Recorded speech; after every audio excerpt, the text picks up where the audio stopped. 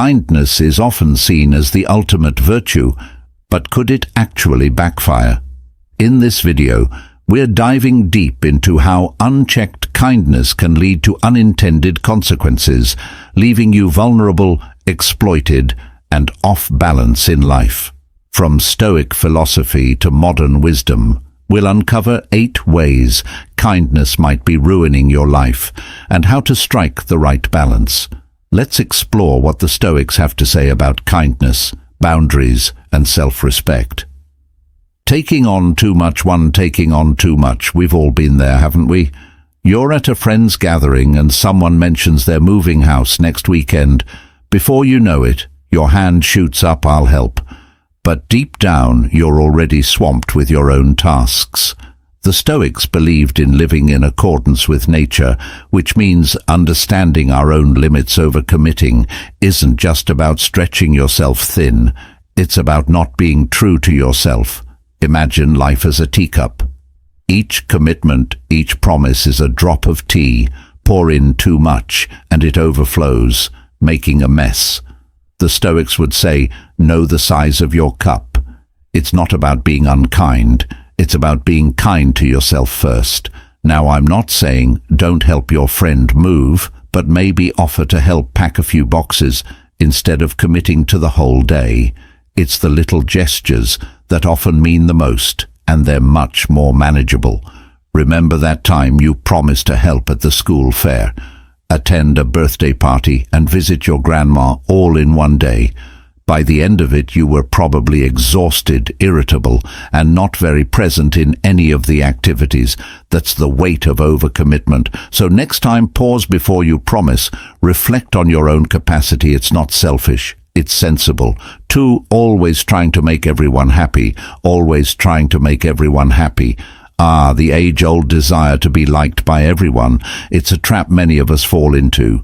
You say yes when you want to say no, laugh at jokes you don't find funny, and agree with opinions you don't share.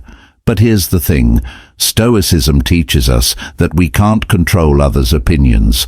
So why try people-pleasing? Might seem like a form of kindness, but it's often more about our own insecurities. And let's be real, it's exhausting. You're constantly juggling masks, trying to be someone you're not. And for what temporary approval? I once knew a bloke named Tim, lovely guy, but he'd bend over backwards just to get a nod of approval.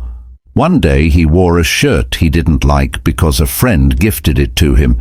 He spent the entire day feeling uncomfortable, all for the sake of not wanting to upset his friend. But here's the kicker. His friend didn't even notice. The Stoics believed in authenticity. Be true to yourself, and the right people will gravitate towards you, and those who don't, well, you can't please everyone. Can you 3 thinking you can change people? Thinking you can change people. There's a saying, you can lead a horse to water, but you can't make it drink. Stoicism echoes this sentiment. We can't control others, only our reactions to them. Yet, many of us, with our big kind hearts, try to fix people. We think our love, our advice, our kindness can change them. But often it can't. Think of that friend who always dates the wrong people. You've given advice, listen to their heartbreaks, and even set them up with someone lovely. Yet they fall into the same patterns. It's frustrating, isn't it? But here's the thing. Everyone is on their own journey, and while it's kind to offer a helping hand, we can't walk their path for them. The Stoics believed in focusing on our own actions and letting go of the need to control everything else. It's tough, especially when you care deeply, but sometimes the kindest thing you can do is step back and let people make their own choices, even if they're mistakes. 4, letting others use you. Letting others use you. Kindness is a beautiful thing, but like all good things, too much of it can be harmful when we're constantly kind, always available, and perpetually agreeable. People might start taking it for granted. It's not always intentional, but it happens. Remember Lucy from The Office? She'd always bring in homemade treats. At first everyone was grateful, but over time it became an expectation. The one day she didn't bring anything, there were murmurs of disappointment. Poor Lucy felt unappreciated and hurt. The Stoics teach us about the impermanence of things, just as we shouldn't get too attached to external rewards. We shouldn't become too accustomed to constant acts of kindness from others. And on the flip side, if we're always the givers, we should ensure we're not being taken for granted. It's a balance, really. Be kind, but also set boundaries. Let people know that while your kindness is a gift, it's not an obligation. Neglecting yourself. 5. Forgetting to care for yourself in our quest to be kind to others. We often forget about ourselves. We put others' needs above our own thinking. It's the noble thing to do. But Stoicism reminds us of the importance of self-care. If we neglect ourselves, how can we be of any use to others? Imagine you're a car. If you don't refuel, how can you drive others around? You'll end up broken down on the side of the road. It's the same with constantly prioritizing others. Eventually, you'll burn out.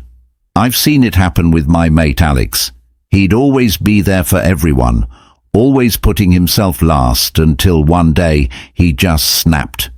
He was tired, drained, and felt unappreciated. It wasn't pretty, so take time for yourself. It's not selfish, it's essential. The Stoics knew the importance of reflection and self-care. After all, a well-maintained soul is better equipped to handle the world's challenges. The fact that you've made it this far into the video shows you're committed to self-improvement. Stay with me until the end, as the last 3 insights are even more crucial. I'll see you at the finish. 6. Avoiding disagreements at all costs. Avoiding disagreements. Nobody likes conflict. It's uncomfortable, awkward, and just plain unpleasant. So, in our bid to be kind, we often avoid it. We let things slide, keep our opinions to ourselves, and swallow our feelings. But Stoicism teaches us that sometimes conflict is necessary. Avoiding conflict might seem kind in the short term, but it can lead to bigger issues down the road. Small annoyances can fester into deep resentments. Unspoken feelings can lead to misunderstandings.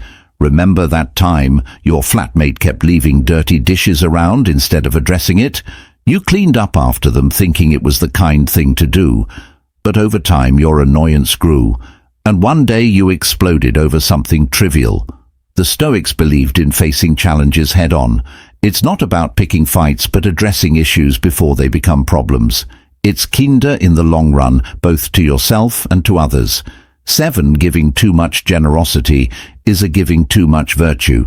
But like all virtues, it can be taken to an extreme in our bid to be kind. We sometimes give more than we can afford, whether it's time, money, or resources. And while the intention is noble, the outcome can be detrimental. Think of it this way.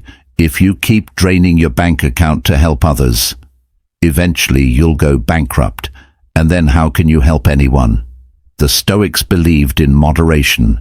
It's about finding the balance between giving and retaining. I once knew a woman, Sarah, who'd always lend money to friends she wanted to help, and it felt good.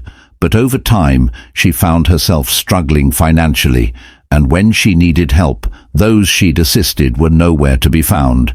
It's a harsh lesson, but an important one. Be generous, but also be wise. Ensure your own needs are met before helping others. It's not about being stingy. It's about being sustainable. 8. Needing others' approval. Needing others' approval. The digital age has transformed the way we perceive and express kindness. While many share their good deeds online, it's essential to question our motivations. Are we acting out of genuine compassion, or are we seeking validation? Marcus Aurelius once said, "Waste no more time arguing about what a good man should be." This timeless wisdom reminds us that true virtue lies in our actions, not in the recognition they receive. Sharing our deeds can inspire others, but it's crucial to ensure our intentions remain pure.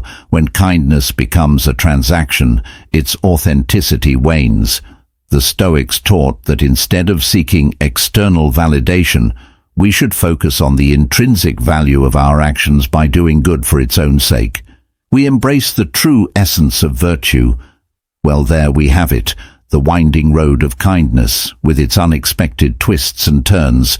Who'd have thought right in our world of likes, shares, and endless scrolling? It's easy to forget the age-old wisdom of the Stoics, but as we've seen, their teachings are as relevant today as they were centuries ago. Conclusion. In life, kindness is often celebrated as a virtue, but as we've explored today, it's not without its challenges and potential pitfalls.